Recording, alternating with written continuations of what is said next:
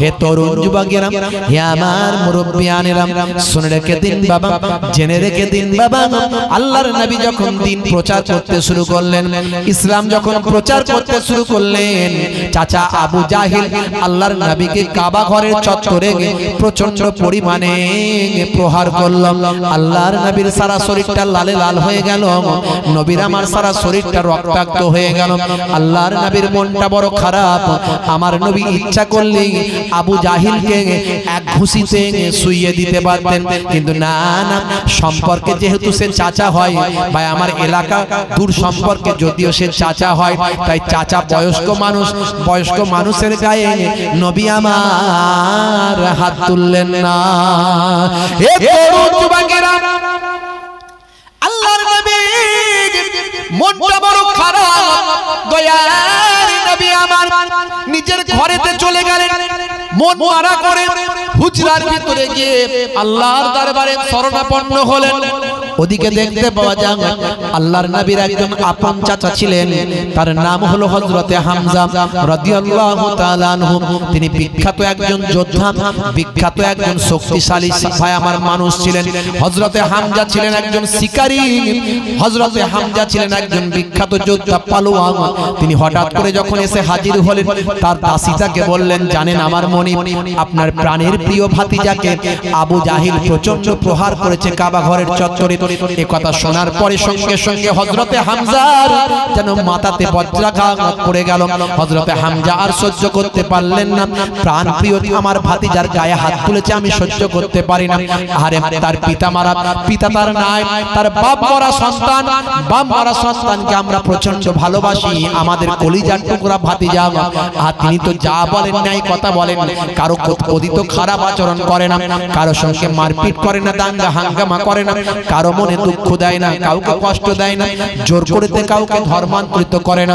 সে তার আল্লাহর কথা বলে, যার গ্রহণ করার ইচ্ছা করবে, যার গ্রহণ করার ইচ্ছা নাই করবে না। হে তরুণ যুবকেরা, তিনি জোর করতে ধর্ম চাপিয়ে দেন না, তিনি জোর করতে মানুষকে ধর্ম গ্রহণ করান না।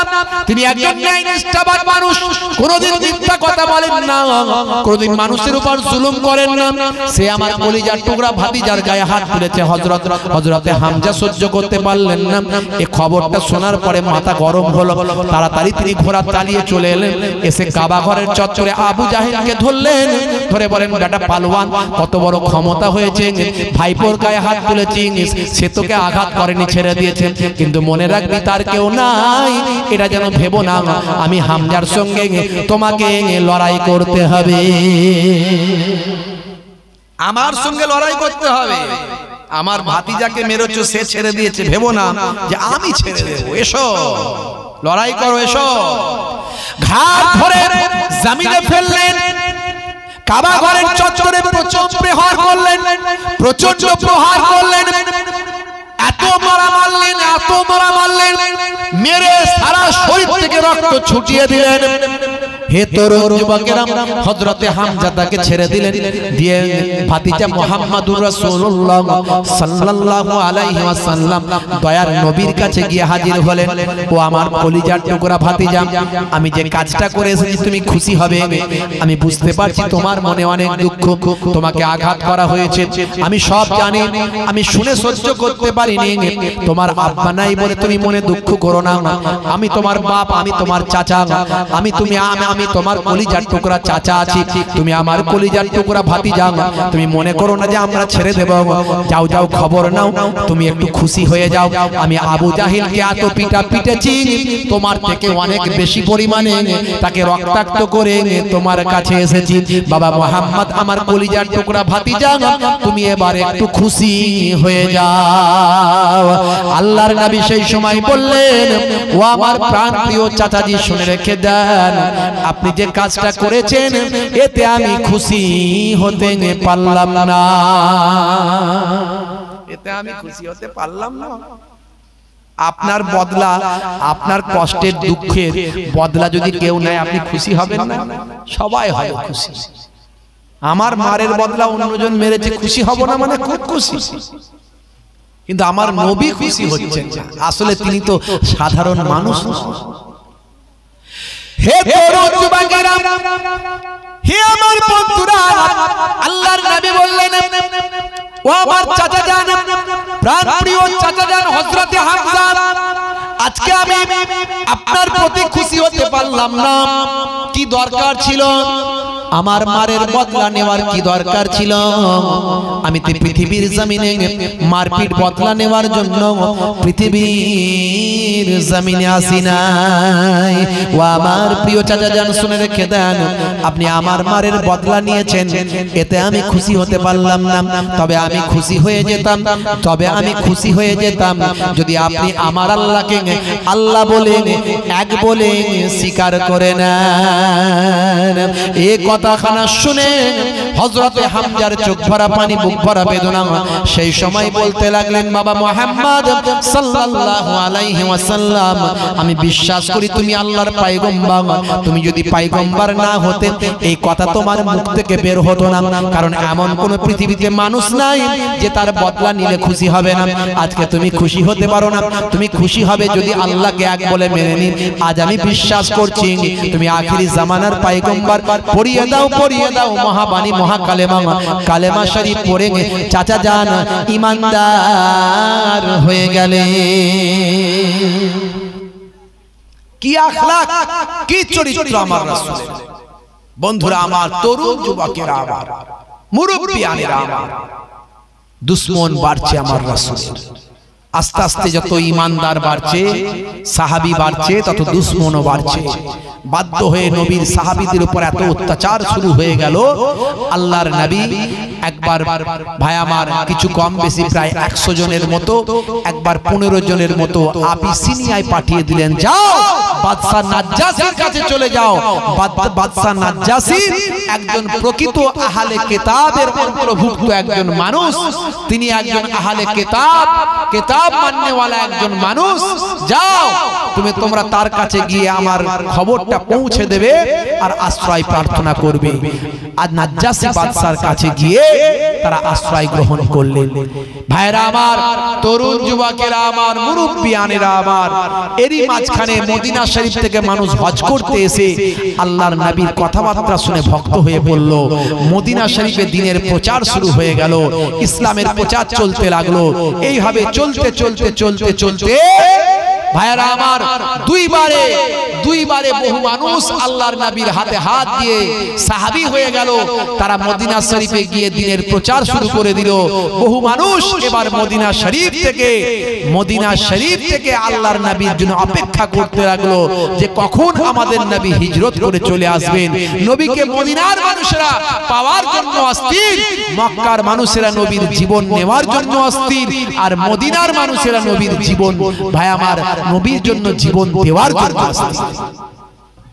বুঝতে পারছেন বন্ধুরা আমার, তরুণ যুবকেরা আমার, কষ্ট হচ্ছে আপনাদের?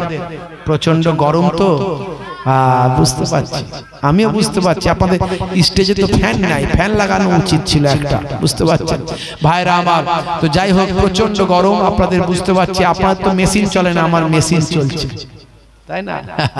তাহলে আপনাদের তো গরম আমাকে বেশি লাগছে না কম? বেশি লাগছে। একবার দরুদ শরীফ আল্লাহুম্মা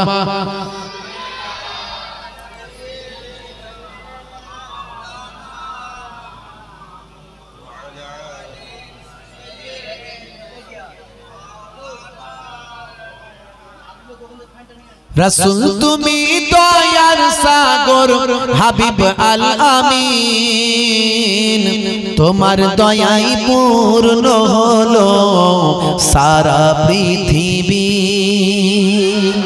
জোরে হবে না? আর জোরে হবে না? রাসূল তুমি দয়ার সাগর, হাবিব আল আমিন, তোমার দয়াই পূর্ণ হলো সারা পৃথিবী। তুমি কলে দুঃখ মোচন দুঃখী মহিলাদের, তুমি দিলে অধিকার ফিরিয়ে তাদের। তোমার কাছে ঋণী সবাই, তোমার কাছে ঋণী সবাই আমরা প্রতিদিন। তোমার দয়াই পূর্ণ হলো সারা পৃথিবী। তোমার দয়ায় পূর্ণ হলো সারা পৃথিবী। আল্লাহুম্মা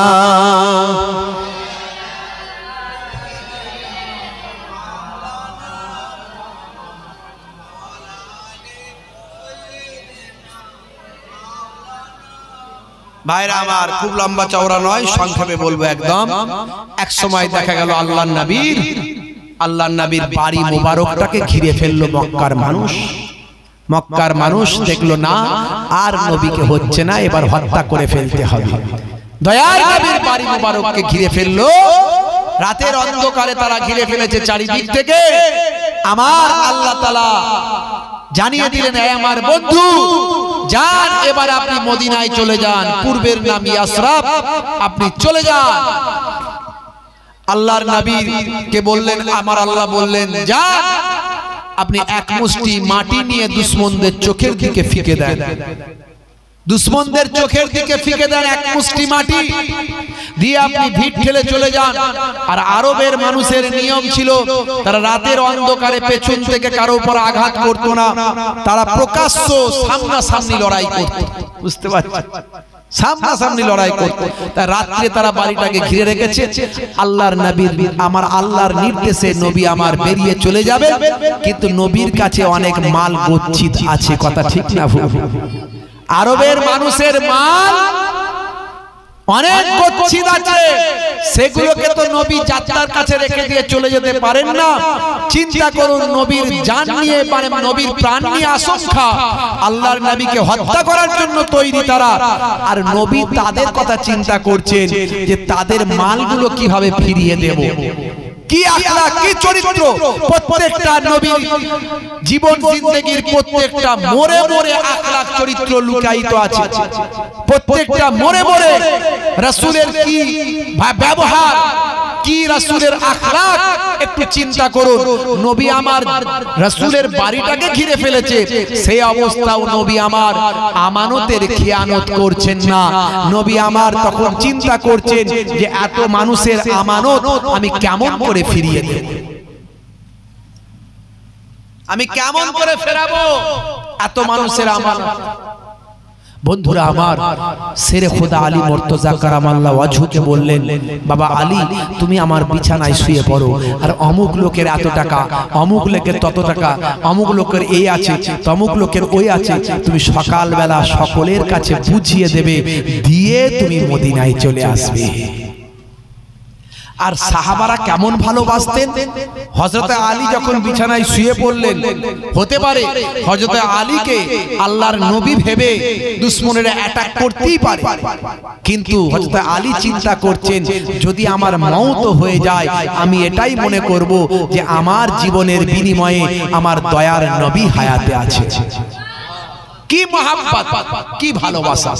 নবী আমার এক মুষ্টি বালি নিয়ে, মাটি নিয়ে দুশমনদের চোখের দিকে দোয়া পড়ে, আয়াত পড়ে ফুঁক দিয়ে ছুঁড়ে দিলেন।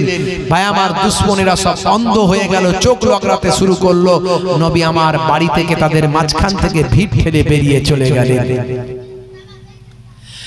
হে তরুণ যুবকেরা, আমার আল্লাহ আয়াত নাযিল করে জানিয়ে দিলেন, ওয়া রামাইতা ইয রামাইতা ওয়ালাকিন্নাল্লাহ রামা। হে আমার পয়গম্বর, হে আমার হাবিব, আপনি ফিকে ছিলেন কিন্তু ফেকেননি। মনে রাখবেন, ওয়া রামাইতা ইয রামাইতা, যখন আপনি ফিকে ছিলেন কিন্তু আপনি ফেকেননি, কারণ আমি আল্লাহ তাআলা ওই ফিকে দেওয়া দায়িত্বটা আমি আল্লাহ নিজেই গ্রহণ করেছিলাম। আমি এক মুষ্টি বালিটাকে, মাটিটাকে এমন ভাবে ছড়িয়ে দিয়েছিলাম যাতে সমস্ত দুশমনেরা চোখেতে তৎক্ষণাৎ অন্ধ হয়ে যায়। আপনি ফিকে ছিলেন কিন্তু আপনি অ্যাকচুয়ালি ফেকেন। আমার রামাইতা ইয রামাইতা ওয়ালাকিন্নাল্লাহ রামা, যখন আপনি ফিকে ছিলেন তখন আপনি ফিকে ছিলেন কিন্তু আপনি ফেকেন। হে তরুণ যুবকেরা, হে আমার মুরব্বিয়ানেরা, শুনে রেখেন দিন বাবা। হযরতে আবু বকর সিদ্দিক রাদিয়াল্লাহু তাআলা আনহুকে নিয়ে সূর গুহার মধ্যে 3 দিন অবস্থান করেছিলেন। আল্লাহর কুদরতি ক্ষমতায় সুর গুহার মুখেতে মাকড়সা জাল বুনেছিল, কবুতরের ডিম পেড়েছিল। হে জওয়ান যুবকেরা, এই ঘটনাগুলোকে কিছু কিছু মানুষ অস্বীকার করে। যদি কিছু কিছু মানুষ অস্বীকার করে তাহলে আরবের মানুষেরা খুঁজে কেন পেল না? কারণ জালেমেরা অনেক খোঁজার চেষ্টা করেছিল। একদম প্রকাশ্যভাবে আয়াত পাওয়া যায়, প্রকাশ্যভাবে জানতে পারা যায়। যখন আরবের মানুষরা খুঁজতে খুঁজতে সুর গুহার সামনে যখন গিয়ে উপস্থিত হলো, তখন হযরতে আবু বকর সিদ্দিক আল্লাহর নবীকে বললেন, ইয়া রাসূলুল্লাহ, আমরা মাত্র দুজন আছি। সেই সময় দেখতে পাওয়া যায়, হে জওয়ান যুবকেরা শুনে রেখে দেন, আমার আল্লাহ জানিয়ে দিলেন, হে দুনিয়ার মানুষ শুনে রেখে দাও, সেই সময় আমার পয়গম্বর বলেছিলেন, লা তাখাফ ওয়া লা তাহজান ইন্নাল্লাহা মা'না। হে আবু বকর, ভয় পেও না, চিন্তা করো না, নিশ্চয় আমার আল্লাহ আমাদের সঙ্গে আছে। কিছু মানুষ মানতে চায় না এইসব ঘটনা। সুর গুহার ভিতরে সাপে কামড়ানোর ঘটনা কিছু মানুষ মানতে চায় না। বুঝতে পারছেন বন্ধুরা আমার, তরুণ যুবকেরা আমার, মুরব্বিয়ানেরা, আল্লাহর নবী চলে যাচ্ছে, অন্ধকারে দুশমনদের চোখে ধুলো দিয়ে বেরিয়ে যাচ্ছে। ওদিকে খবর রটিয়ে দেওয়া হয়েছে, যদি কেউ নবীকে জ্যান্ত অথবা মৃত যদি হত্যা করতে পারে, ধরতে পারে, 100 উট পুরস্কার দেওয়া হবে। আবু জাহিল ওরা ঘোষণা করে দিয়েছে। বন্ধুরা আমার, তরুণ যুবকেরা আমার, ওদিকে সুরাকা বিন মালিক আল্লাহর নবীকে ধরতে বেরিয়ে গেছে। একজন পালোয়ান খবর পেয়ে 100 উটের লোভে সুরাকা বিন মালিক ধরতে বেরিয়ে গেছে।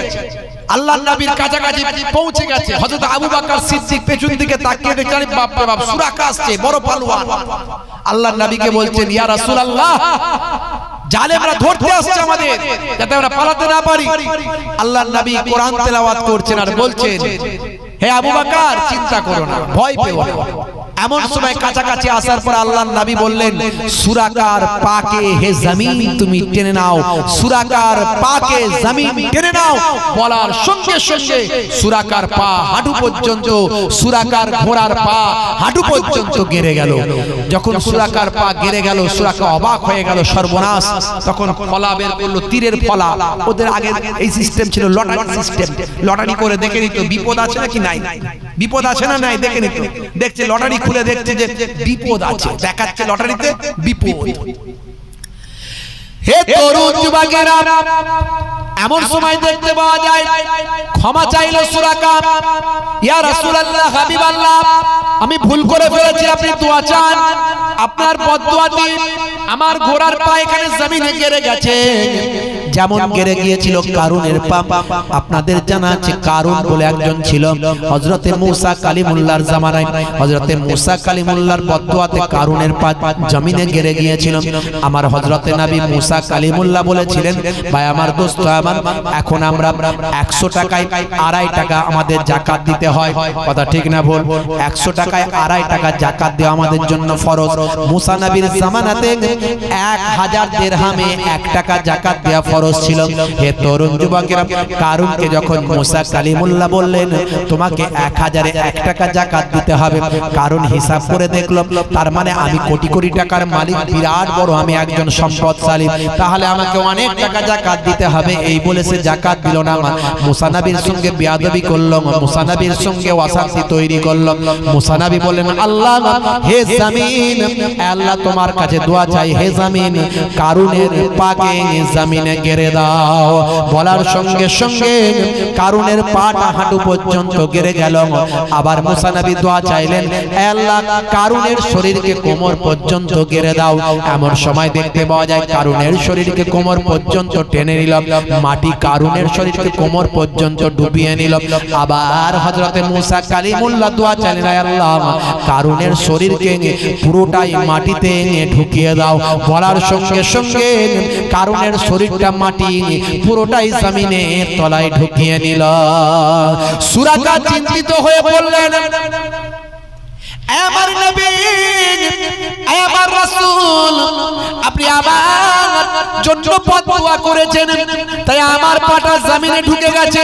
আমার ঘোড়ার পা জমিনে দেবে গেছে, আমি ওয়াদা করছি আপনি দোয়া চান যেন আমার ঘোড়ার পা উঠে যায়, আমি আপনাকে আঘাত করব না। আর আপনারা যে চলে যাচ্ছেন কোনো মানুষকে বলবো না, কথা দিচ্ছি। আর যদি কোনো মানুষ আপনাদের খোঁজার জন্য আসে, আমি কথা দিচ্ছি তাদেরকে আমি বুঝিয়ে সুজিয়ে আমি ভাগিয়ে দেব, পাঠিয়ে দেব। আল্লাহর নবী বললেন, হে জমিন, সুরাকার ঘোড়ার পা সুরাকাকে মাটিতে তুলে দাও। বলার সঙ্গে সঙ্গে সুরাকার ঘোড়ার পা জমিন থেকে বেরিয়ে গেল। জোরে হবে না? আরে জোরে হবে না? সুরাকা ভয় পাচ্ছে, যদি এরপরে রাস্তায় আমি যাব আবার যদি জমিন টেনে নাই কি হবে? তখন কি করব? ইয়া রাসূলুল্লাহ, আপনি একটু লিখে দেন যেন জমিন আমার ঘোড়ার পা বা আমাকে মাটিতে দেবে না, নাই মাটিতে টেনে না নেয়, আপনি লিখে দেন। তখন আল্লাহর নবী আবু বকরকে বলেন, আবু বকর, এই তোমার গোলামকে বলো তো চামড়ার উপরে লিখে দিতে। চামড়ার উপরে লিখে দিলেন যে সুরাকার পাকে, সুরাকার ঘোড়ার পাকে যেন মাটিতে টেনে না নেয়, এটা লিখে সুরাকার হাতে দিতে, তবে সুরাকার শান্তি। যতদূর পর্যন্ত গেলেন যারা খুঁজতে এসেছে, সুরাকা তাদের ফিরিয়ে দিয়েছে। সুরাকা বিন মালিক তাদের বলে দিয়েছে, না না না, যাও যাও, এইদিকে কিছু নাই, যাও, বলে পাঠিয়ে দিয়েছে। আল্লাহর নবী মদিনা শরীফে চলে গেলেন। অনেক ঘটনা, অনেক ঘটনা। মদিনা শরীফে 8 বছর ছিলেন। 8 বছর ছিলেন। কাবা ঘরের সামনে যখন দিয়ে যাচ্ছিলেন, কাবা ঘরের কাছে কেঁদেছিলেন, হে কাবা, তোমার কাছে থাকার বড় ইচ্ছা ছিল, কিন্তু তোমার দেশের মানুষেরা থাকতে দিল না, বড় দুঃখ পেয়েছে। আমার আল্লাহ বলেছিলেন, হে নবী, আপনি কাঁদবেন না, আমি কথা দিচ্ছি আপনাকে পুনরায় আবার মাতৃভূমি জয় করিয়ে দেব। আল্লাহর নবীকে মক্কা ছেড়ে মদিনায় যাওয়ার পরে প্রথম যুদ্ধ করতে হয়েছিল 1 বছরের পরেই। প্রথম বছরের পরেই যুদ্ধ করতে হয়েছিল। প্রথম যুদ্ধের নাম হলো ইসলামে বদর। এই বদরের যুদ্ধে মাত্র 313টা মুসলমান ঈমানদার, 313টা রাসূলের শিষ্য। ভাই আমার, আল্লাহর কুদরতি ক্ষমতায় 313 জন শিষ্য নিয়ে আল্লাহর নবী জালেমদের বিরুদ্ধে জয়লাভ করলেন। কুদরতি পাওয়ার, ইমানি পাওয়ার, ইমানি শক্তি ছিল। মনে রাখবেন, খুবই সংক্ষেপ করে বলি, ছোট্ট করে বলে দিই, আর লম্বা চওড়া করব না। ভাই আমার, 8 বছর থাকার পরে আল্লাহর নবীর প্রায় কিছু কম বেশি 1,20,000-এর কাছাকাছি, 1 লক্ষেরও বেশি আল্লাহর নবীর সঙ্গী সাথী সাহাবী হয়ে গেল। আমার আল্লাহ অর্ডার দিলেন, এবার আপনি মক্কা জয় করার জন্য বেরিয়ে যান। এই মক্কা জয়ের ব্যাপারটা, ফাতে মক্কাটা হয়েছিল এই আপনার রমজান মাসে। আল্লাহর নবী ভাই আমার 1 লক্ষ সাহাবীকে সঙ্গে নিয়ে বেরিয়েছিলেন। এর অনেক ইতিহাস আছে, অনেক ঘটনা আছে, আমি সেসব ঘটনায় যাব না। মক্কা ত্যাগ করে যখন মক্কার দিকে যখন নবী আমার আসছেন, তখন ইসলামের ঝান্ডাটা দিয়েছেন হযরতে ওমর ফারুকের হাতে। হযরতে ওমর ফারুক মক্কা শরীফ ঢোকার আগে যেই জায়গায় ঝান্ডাটা গেড়েছিলেন, সেই জায়গায় একটা মসজিদ হয়েছে। মসজিদটার নাম হলো মসজিদুল ফাতাহ। হাজী সাহেবকে জিজ্ঞাসা করবেন, সেই মসজিদে গিয়ে 2 রাকাত নামাজ তারা পড়ে। হে তরুণ যুবকেরা, হে আমার বন্ধুরা, শুনে রেখে দিন বাবা, জেনে রেখে দেন।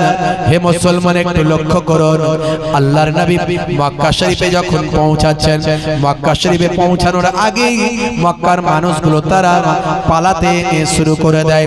মক্কার মানুষগুলো তারা এদিক ওদিক পালাতে শুরু করে দেয়। আল্লাহর নবী বললেন, হে মক্কার মানুষেরা, পালাতে হবে না, পালিয়ে যাওয়ার কোনো দরকার নাই। আমার ভাই হযরতে ইউসুফ নবী তার ভাই কে ক্ষমা করেছিলেন, আজকের দিনে আমিও তোমাদের ক্ষমা করে দিলাম। কি আদর্শ! যে নবীর উপর এত জুলুম, এত অত্যাচার করেছে, সেই নবী ক্ষমা করে দিচ্ছেন। আর আমরা, আমাদের মধ্যে ক্ষমা জিনিসটাই নাই, আছে, আমরা ক্ষমা করতে জানি না। ক্ষমা করুন, মহান হয়ে যাবে। মানুষের সঙ্গে ভালো ব্যবহার করুন, মহান হয়ে যাবে। নবীর জীবন জিন্দেগি থেকে শিক্ষা গ্রহণ করুন। বন্ধুরা আমার, তরুণ যুবকেরা, আল্লাহর নবীকে আল্লাহ কি নিয়ামত করেছেন।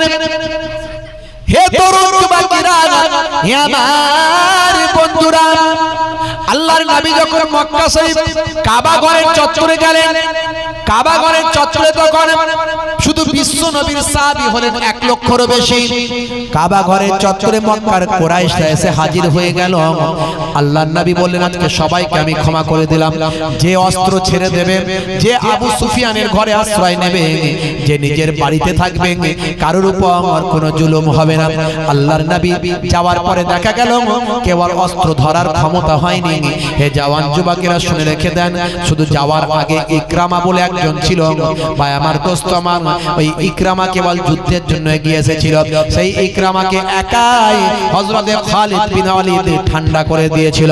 কয়েক মুহূর্তের মধ্যে তাদের ধুলোর সঙ্গে মিশিয়ে দিয়েছিল। হে জওয়ান যুবকেরা, মক্কা শরীফে যাওয়ার পর আর কোনো যুদ্ধ করতে হয়নি। ভাইরা আমার, তরুণ যুবকেরা আমার, আল্লাহর নবী ডাক দিয়ে বললেন কাবা ঘরের চত্বরে সবাই দাঁড়িয়ে যাও, চাবিটা দাও। কার কাছে কাবা ঘরের চাবি আছে? চাবি দাও। হযরতে বেলালকে বললেন, বেলাল কাবা ঘরের উপর উঠে যাও, কাবা ঘরের উপরে উঠে আর আজকের দিনে আযানটা তুমি দিয়ে দাও। কাবা ঘরের উপরে উঠে আযান দাও। হযরতে বেলাল শক্তিশালী মানুষ, হাবশী দেশের মানুষ। এই এখনকার যুগে আফ্রিকার মানুষদের আপনারা দেখেছেন কত হিষ্টপুষ্ট, তাদের শরীর স্বাস্থ্য এমন শক্তপুক্ত হয়। সেই বেলালের দেশের মানুষ তারা। বন্ধুরা আমার, হযরতে বেলাল কাবা ঘরের উপরে উঠে বললেন, উঠে এবার চিন্তা করছেন কোন দিকে মুখ করে আজান দেবো রে বড়। প্রতিদিন আজান দিচ্ছি কাবা ঘরের দিকে মুখ করে, আর আজকে কাবা ঘরের ছাদে উঠেছি, তো আজানটা দেবো কোন দিকে? থতমত করছেন যে কি করি। আল্লাহর নবীকে বলছেন, ইয়া রাসূলুল্লাহ, এই আমি কাবা ঘরের উপরে উঠেছি, আজানটা দেবো কোন দিকে? আল্লাহর নবী বলছেন, বেলাল চিন্তা করো না, আমি রাসূলুল্লাহকে আল্লাহ কাবারও কাবা বানিয়ে দিয়েছেন। জোরে হবে না? আর জোরে হবে না? বেলালের প্রতি আওয়াজ দিলেন নবীজি যখন, প্রিয় বেলাল উঠল কাবার ছাদে তখন। আর জোরে হবে না? আর জোরে হবে না? বেলালের প্রতি আওয়াজ দিলেন নবীজি যখন, প্রিয় বেলাল উঠল কাবার ছাদে তখন। হযরত বেলাল, হযরত বেলাল উঠে জানান কোন মুখে দেব আজান, কোন মুখে দেব আজান। তো নবীজি কি বললেন? নবীজি বললেন, আমার দিকে মুখ করে আজান দাও। বেলাল, আমাকে আল্লাহ কাবারও কাবা বানিয়েছেন। তখন হযরত বেলালকে আল্লাহর নবী কি বললেন? নবীজি বলেন, বেলাল আল্লাহ দিয়েছেন মোর সম্মান, করেছেন কাবার কাবা, দাও এদিকে ফিরে আজান। নবীজি বলেন, বেলাল আল্লাহ দিয়েছেন মোর সম্মান, করেছেন কাবার কাবা, দাও এদিকে ফিরে আজান। বন্ধুরা আমার, তরুণ যুবকেরা আমার, হযরতে বেলাল আল্লাহর নবীর দিকে মুখ করে সেই সময় আজান দিয়েছেন। আল্লাহু আকবার, আল্লাহু আকবার। আজান হয়তো আপনারা দিলেন নাকি? মাশাআল্লাহ, আজান সুন্দর করে দেবেন। ইয়ং ছেলেরা আজান দেবে। অনেক মুরব্বী মানুষ আজান দেয়, কিন্তু ইয়ং ছেলে থাকে না বলে নিরুপায় হয়। আজানটা সুন্দর দেবেন, 10টা মানুষ শোনে তো। ইসলামের বাণী আজান শুনলে একটা মনে, হৃদয়ে মনে একটা শান্তি লাভ করে। বাংলাদেশে আজান আমরা শুনেছিলাম না, আগে শুনতাম রেডিওতে। ওবাইদুল্লাহ, কারি ওবাইদুল্লাহ কিছুদিন আগে ইন্তেকাল করেছেন। কি কণ্ঠ, কি আজান, কি সুর, কি ছন্দ। আজও মক্কা শরীফ, মদিনা শরীফে গেলে দেখবেন কি আজানের ছন্দ, কি সুর, কি সুন্দর। জি হ্যাঁ, গেলে আপনারা আসতে ইচ্ছা করবে। একবার যে মক্কা শরীফ, মদিনা শরীফে যাবে, নবীর দরবারে যাবে, তার প্রত্যেক বছরের নেশা চেপে যাবে। লোকে তো বেড়াতে যায়, বছরে 2-5 বার বেড়াতে গেলে 30-40 টাকা খরচা হয়ে যায়। দেখবেন বাড়ির সবাইকে স্বামী স্ত্রী 2-4 জন যদি বেড়াতে যান, বছরে 2-4 বার এদিক ওদিক 30-40 হাজার টাকা খরচা হয়ে যাবে, আর বছরে 1 লাখ টাকা লাগবে। আপনি যাবেন রাসূলের দরবার থেকে ঘুরে আসবেন, জি হ্যাঁ, জান ঠান্ডা হয়ে যাবে। আজান কি আজানের ছন্দ, হাইয়া আলাস সালাহ,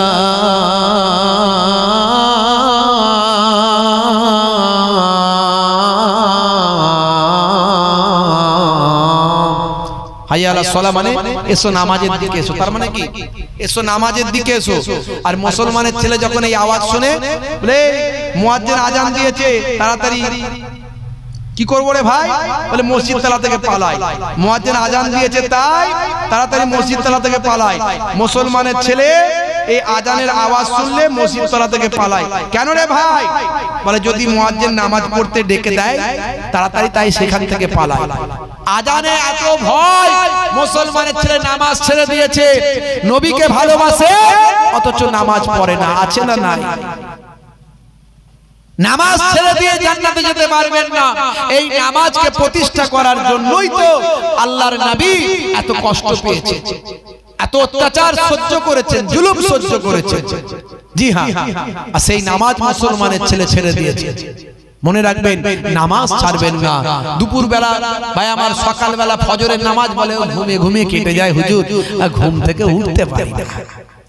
জোহরের সময় বলে কাজে কি ফাঁকি দিতে পারি, হ্যাঁ জোহরের সময় কাজে ফাঁকি দেয়া যায়, হ্যাঁ কাজটা করছি হুজুর কি করে নামাজটা পড়ি বলেন তো। আসরের সময় মাগরিবের সময় বলে সারাদিন কাজ করলাম, একটু আড্ডা দিচ্ছি, বসে আছি, একটু তাস খেলছি, কি করে নামাজ পড়তে যাই। মুসলমানের ছেলে তাস খেলে, জুয়া খেলে, ক্যারাম খেলে সময় কাটিয়ে দেয়। আর এসার সময় রাতের বেলা তারা বলে ও বাবা সারাদিন পরিশ্রম করেছি, আর ঘুম পেয়ে গেছে, আর নামাজ হয়, সারাদিন এই করি কেটে গেল। জি হ্যাঁ, নামাজ ছাড়বেন না। এই নামাজকে প্রতিষ্ঠা করার জন্য আমার নবীর এত লড়াই, এত কষ্ট। মনে রাখবেন নামাজ ছাড়বেন না।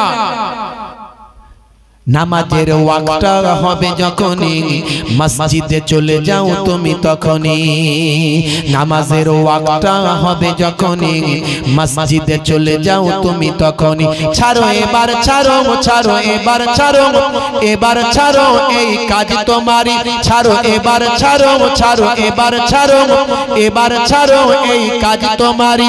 নামাজের ওয়াক্তটা হবে যখনই মসজিদে চলে যাও তুমি তখনই। জোরে হবে না, কষ্ট হচ্ছে, হ্যাঁ আস্তে করে বলেছে, হ্যাঁ হ্যাঁ কষ্ট হচ্ছে মনে হচ্ছে, হ্যাঁ ছেড়ে দে মা কেঁদে বাঁচে, বুঝতে পারছি।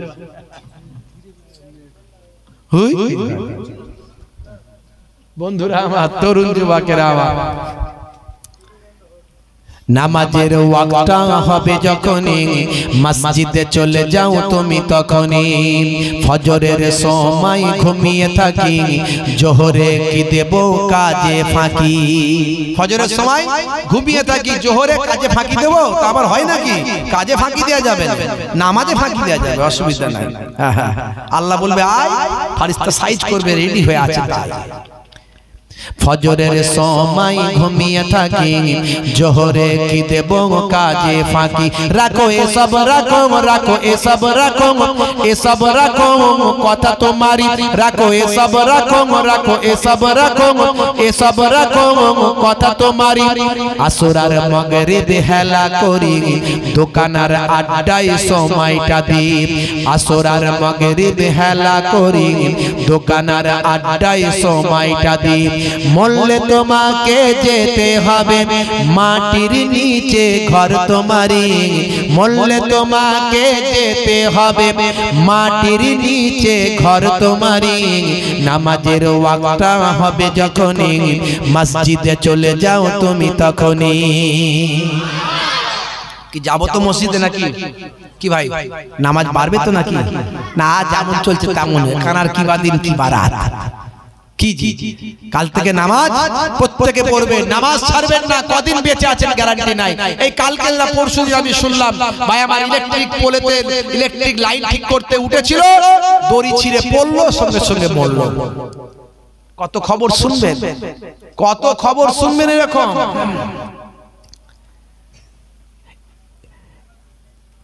ফজরের সময় ঘুমিয়ে থাকি, জোহরে কি দেব কাজে ফাঁকি। এসার সময় ঘুমিয়ে পড়ি, শরীরটা ক্লান্ত মেলিয়ে দিই।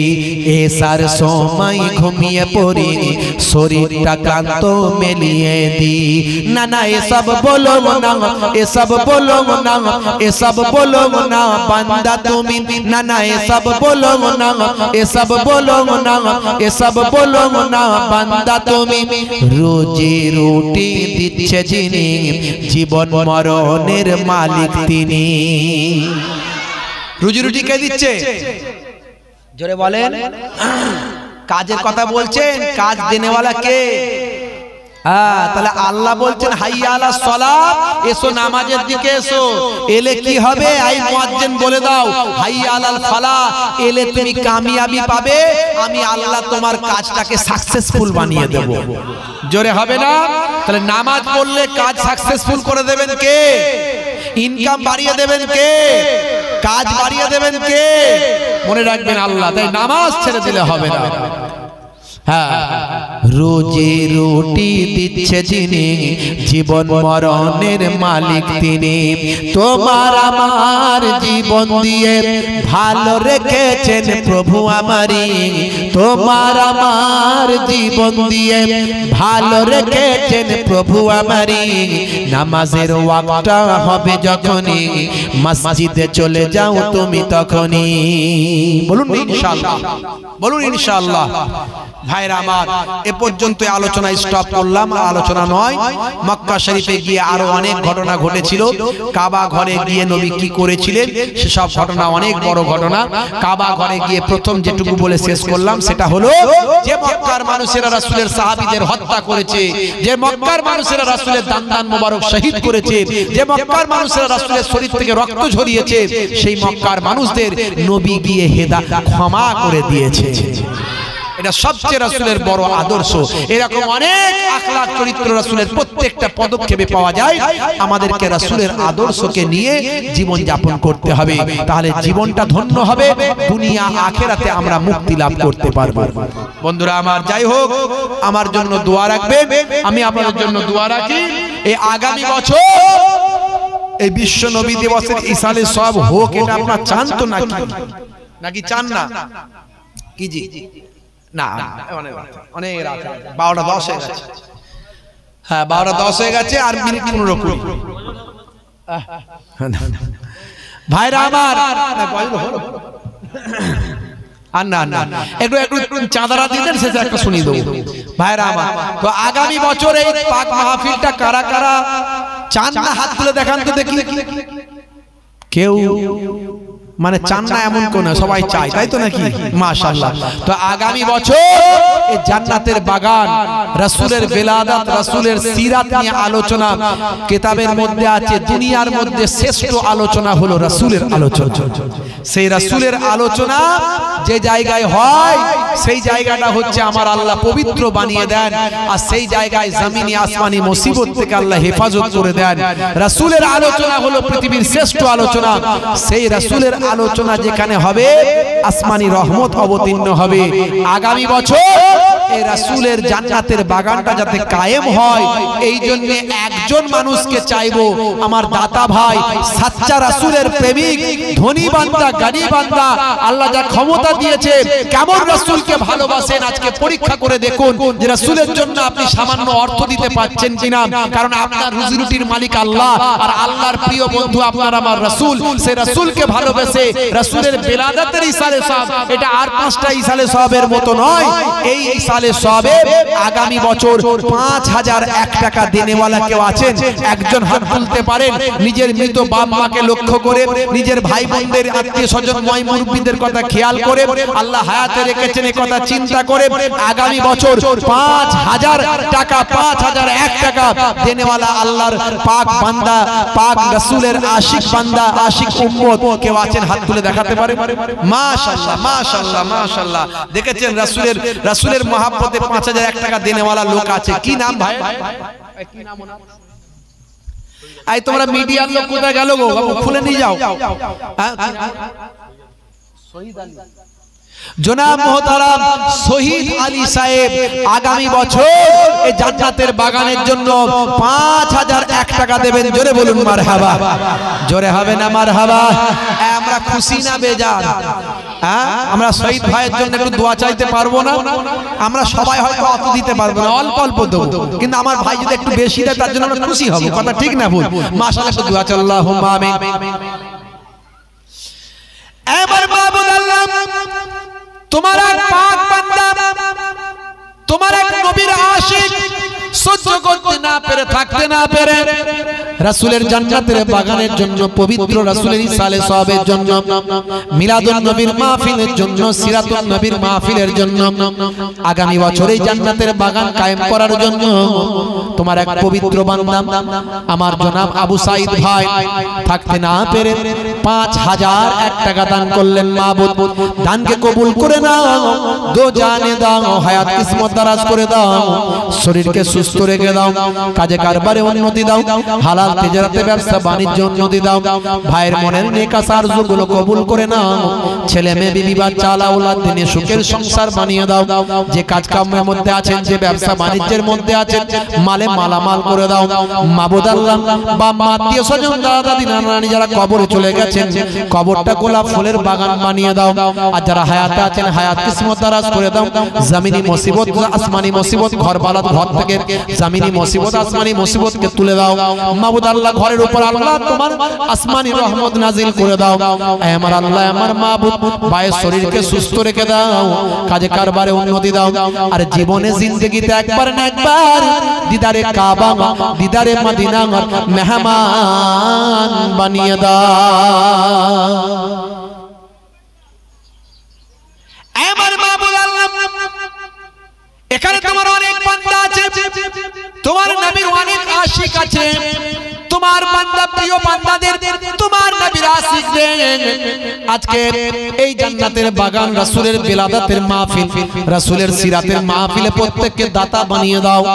যারা দেব কি দেব না চিন্তা করছে, তাদের মনটাকে তুমি নরম করে দাও, কারণ রাসূলের জান্নাতের বাগানে দিলে রাসূলের খাস ভাবে একেবারে পিওর রাসূলের আলোচনার মাহফিলে দিলে, যে আলোচনার কথা কোরআনে তুমি বলে দিয়েছো, আরাফানা লাকা যিকরাক, হে নবী আপনার আলোচনাকে আমি উচ্চ মর্যাদা দান করেছি, সেই উচ্চ মর্যাদা সম্পন্ন আলোচনার মাহফিলে দিলে কোনো কমবে না, বরং আল্লাহ বরকত দেবে। এটা পরীক্ষিত সমস্ত ওলি আউলিয়ারা বলে গেছেন। মাবুদ আল্লাহ, তোমার নবীর আশিক উম্মতদেরকে তুমি দেওয়ার তৌফিক দাও, কেউ দেব কি দেব না চিন্তা করছে, তাদের দেওয়ার তৌফিক দাও।